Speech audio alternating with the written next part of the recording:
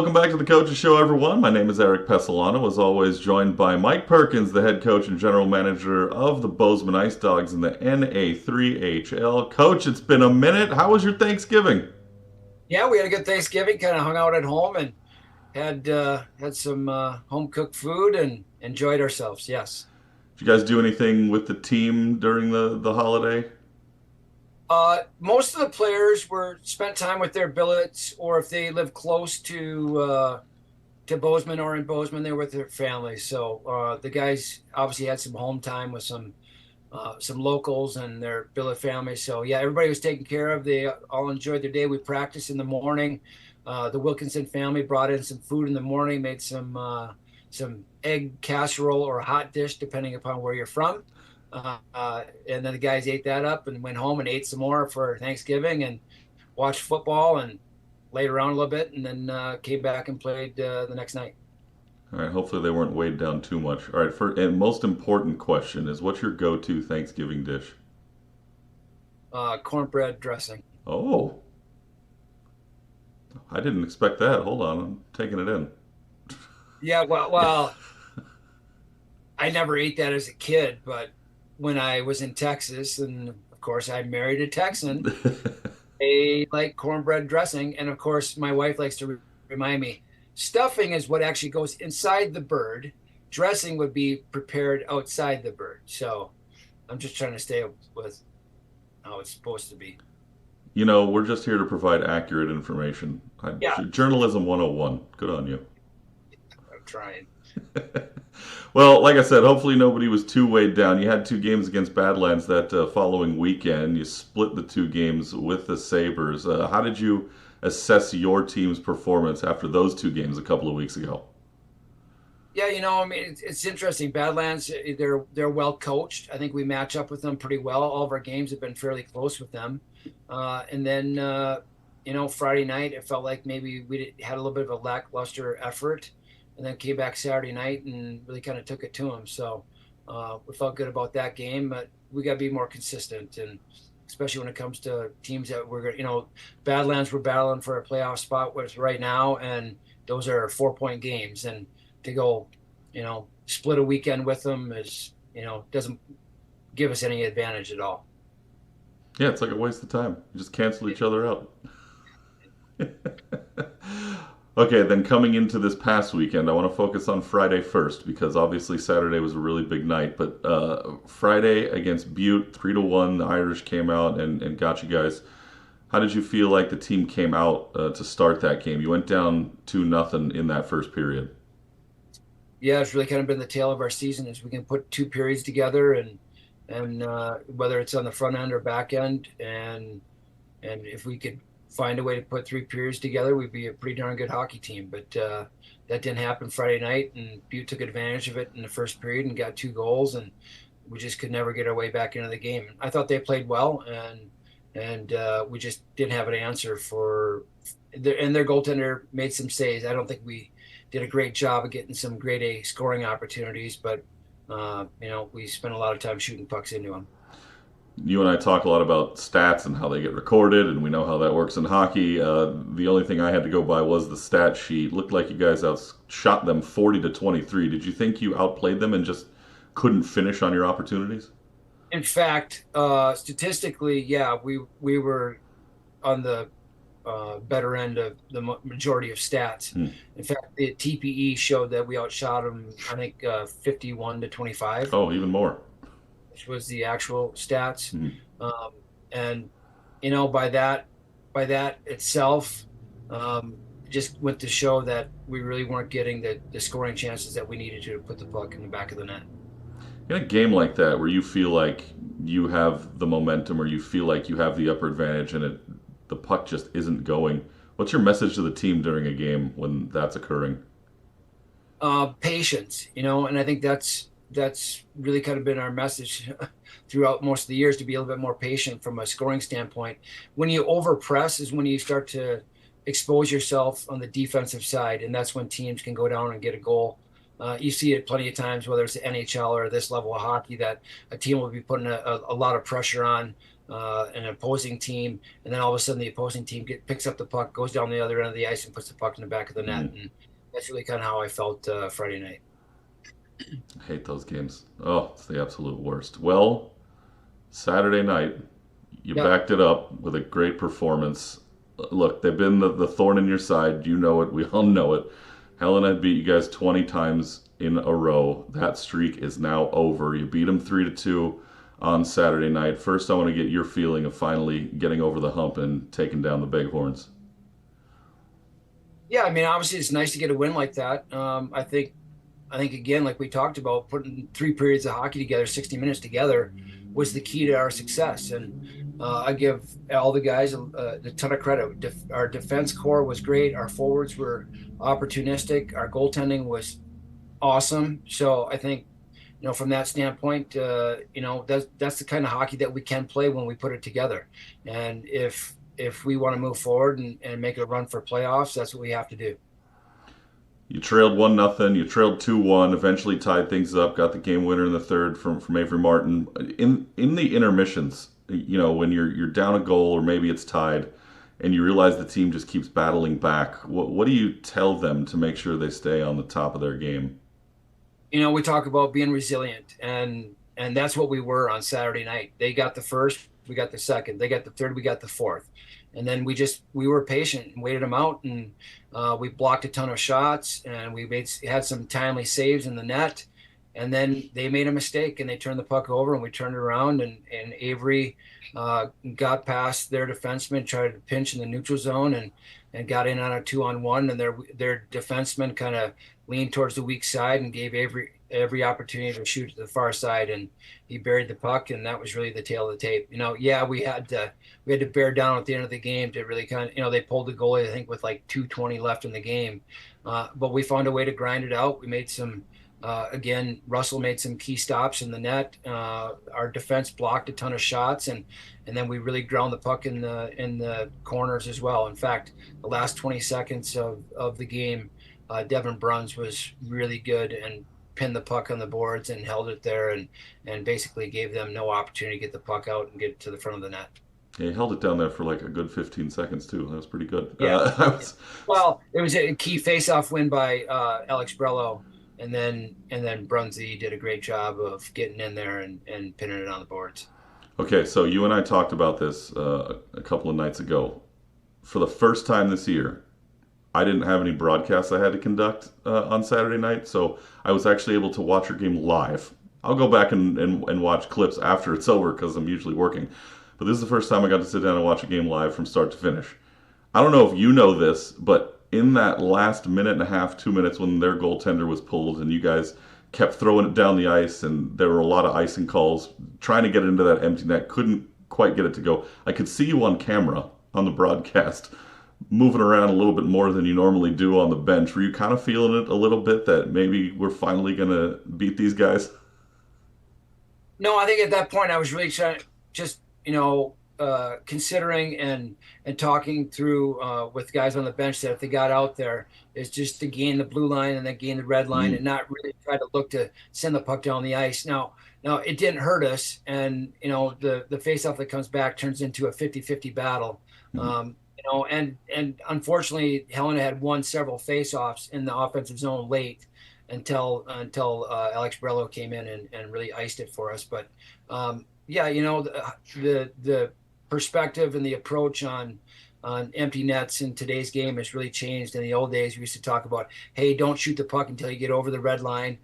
Nowadays, guys are launching it down the ice, and watching the NHL. It's, like last night with the Ducks game, Bedard picks up a loose puck, and all of a sudden he takes one look, sees that the net's open, and fires it down, and ends the game for Chicago. So there's plenty of that on TV. So I think the guys are seeing the same thing. And you want to know what? We had a chance.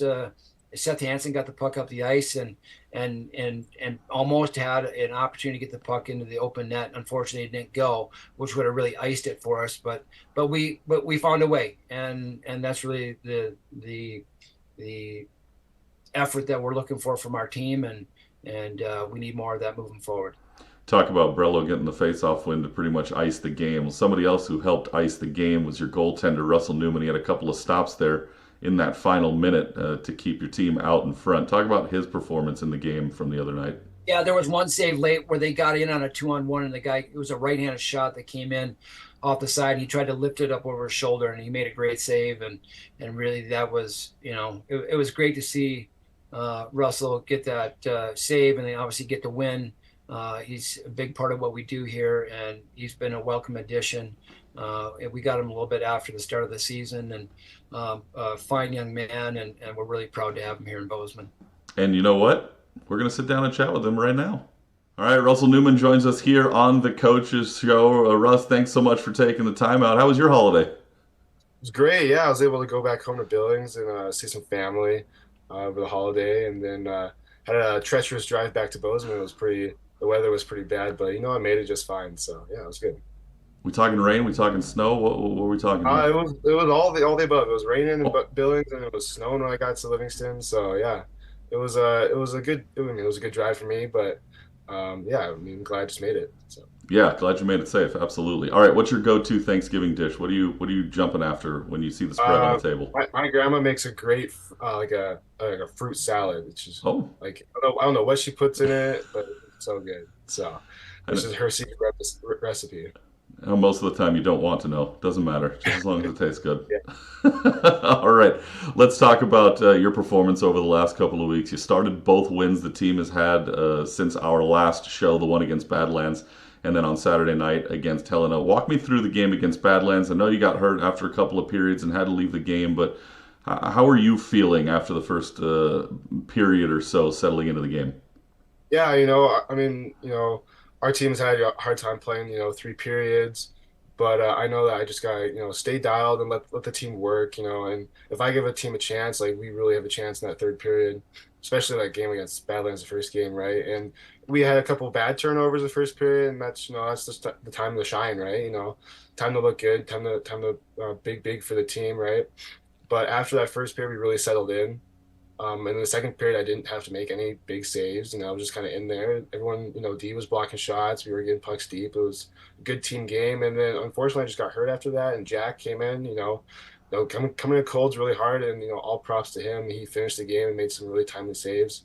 So I think it was a good game overall for everybody. But yeah. When you're coming out of a game in that situation, and I don't know how many times you've had to leave a game due to injury, but when you do, and your other goaltender is coming into the game, so let's take this specific example. Were you able to tell Jack anything about what you were seeing, or what do you try to relay in a situation where you unexpectedly have to leave the game? Well, first of all, I say sorry because I know how hard it is coming into a game cold. But yeah, I just tell him, hey, like I'm seeing this. I'm seeing that Badlands are shooting the puck from the point a lot. They're trying to get traffic in front.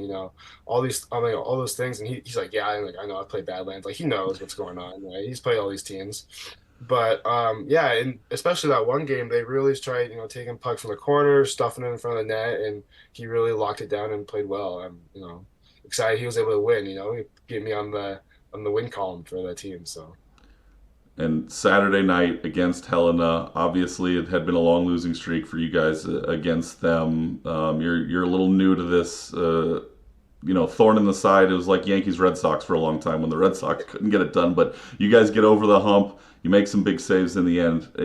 Coach Perkins was just talking about the little 2-on-1 that occurred there near the end of the game where you made that huge stop. You see that coming your way, and knowing the history between these two teams, is that in your mind, or are you just focused on what's happening right in front of you? No, that's not my mind at all. I'm just focused on, the next shot, right? And that's, really important as a goaltender. You can't worry about stats or like the time on the clock, anything. It's just, next shot. That's what I've tried to worry about the most. When the puck was pinned down in the corner there in those last few seconds, are you barking directions to your guys? Well, yeah, I am a little bit. I'm telling Hanson's friend, I'm like, hey, go in there. There's nobody for you to be guarding over here. And he's like, no, like I gotta stay here. He was talking to me too, but with 2 seconds left on the clock, he turns around to me and starts celebrating. I'm like, whoa, now we still got 2 seconds left. But yeah, beating Helena is a big thing. And ever since I got here, I love playing against that team. It's just the best competition, I think. Them and Sheridan, both really good teams, and I love playing against them. I want to play against them every game. But my first game against them was a tough game in overtime. We lost with like a second left on the clock, and it just feels that much better to finally beat them and have that accomplishment and move forward. And I look forward to playing them again. I hope they have a little fire under their butt and they want to beat us. And I hope they bring their best game. So. Oh, I love it. I love when the competitive juices start flowing. All right, so you're a quote unquote local kid, right? You just said it. You're from Billings. So I got to ask you, what's it like having other local Montanans on the team with you? And how do you guys help the non-locals get along in Bozeman? Well, I haven't played with Seth Hansen and Lex for quite a few years. I went away to play, and it's just great to play with those guys again. They're a bunch of good guys. I love them, and the non-local kids. I like to joke around with them a lot. Like you don't know what Bozeman's about. You know what Montana's about, but they're a lot of good guys, and introduce them to the local places. All what Bozeman has to offer, and it's fun. Do you have to teach them to drive in the snow? Yes, especially Daniel. Especially Daniel. Oh goodness! All right, everyone's a safe driver. I love to hear it. Yeah. So, I have to ask. So, what led to your decision to want to come play for this Ice Dogs team? So I was playing in the KI, and there was a new coach where I was playing, and he didn't really treat the returners with respect, and it was a tough position. He wanted to trade me to a team that was way up north, and I was like, no, that doesn't really work for me. It's just so far from home. And then he just refused to trade me anywhere else. So it was a bad position. It wasn't very pretty, but I skated with the Ice Dogs in the summer. I went to main camp, and I really didn't have anywhere to go. And I called Perky, and he said he'd be more than happy to have me come here. So I was really thankful that I don't have anywhere to go. So he was open door, and I was really thankful for that. So it's great. Well, in this season of Thanksgiving, we're thankful to have you in Bozeman as well. And congratulations on both wins in the past couple of weeks. And hopefully, we'll see you out there soon. Get another 2 points. Yeah. Well, thank you. Coach, talk a little bit about what Russell Newman has meant to this team in his first year as an Ice Dog. Yeah, obviously being a local, being from Billings, he has a lot of familiarity with Bozeman and the community here, and of course several of the players that we have. So he's a darn good goalie, and between him and Jack, they've become good friends, and they work together very well. They're different goalies in a lot of ways, but they're similar in a lot of ways. They're both 19-year-old goaltenders, and they bring a lot of experience. So it's great to have him here, and he's been a big part of the team. He's a little bit of a jokester though, and a prankster. So he keeps everybody on their toes in the locker room. That's for sure. It's interesting you say they're different in a lot of ways. It makes me think you've said all along we don't have a starter and a backup. We have a 1A and a 1B, right? Yep. So you don't split them in games, but you do rotate them quite often. How do you decide who gets the start? Do you look at the matchup of who you're playing, or is it really just I know you're going to go Friday night, I know you're going to go Saturday? We've kind of bounced back and forth a little bit with who's going Friday and who's going Saturday, but really doesn't matter to us. Both guys give us a chance to win on any given night, and sometimes one of the guys comes in and says, "Hey, I want this team," or so we definitely consider that, and we try to put the goaltender in that night, which we expect to go out and play like they do. All right, well, your home schedule for the calendar year of 2025 has concluded. You'll go out on the road next week against Butte and Great Falls. How do you prepare for those two games here to wrap up the beginning of December? We know those teams very well, so the week is just business as usual, and a couple of tweaks here and there, and a few things that we're working on, and we had to improve a couple of power play things. We had a power play goal on Friday night against Butte, which was welcomed, and I think in that department we got to get a little bit better and take advantage of our opportunities. But we know these teams, and we know what they're going to do. They know what we're going to do. So I think there isn't going to be any punches pulled between any of the teams. But looking to get back to work tomorrow. We had an optional practice this morning, and probably had about half the team here. The rest of the team needed some rest, and a few guys that were banged up that need a little bit of extra time to get ready for tomorrow's practice. And so we'll practice Tuesday, Wednesday, Thursday, and get ready to play on Friday, Saturday. You've got those final two games before the NA3HL showcase in Blaine, Minnesota, coming up December 14th, 15th, and 16th. I know you've got two games coming up this weekend, but are you looking ahead to that showcase, and what do you do to prepare at this stage in the game? Yeah, I mean, obviously from a coaching staff standpoint, we are looking at that, but for the team, it's business as usual and games at hand. So, two very important games coming up Friday and Saturday, and that's where our focus is. And once we get past that, then we'll start looking towards the showcase and playing our first game on Sunday the 14th, and getting prepared for that game. Well, Coach, thanks as always for the time. Good luck this weekend. Here's to hoping for 4 points. We'll talk to you next week. Thanks, Eric. This has been the Coaches Show here on CIH Media. Don't forget to subscribe to our YouTube channel at CIH Media and follow us on social media as well at CIH Media on Instagram, X, and Facebook. This has been the Coaches Show here on CIH Media. We'll see you next week, everybody. Bye-bye.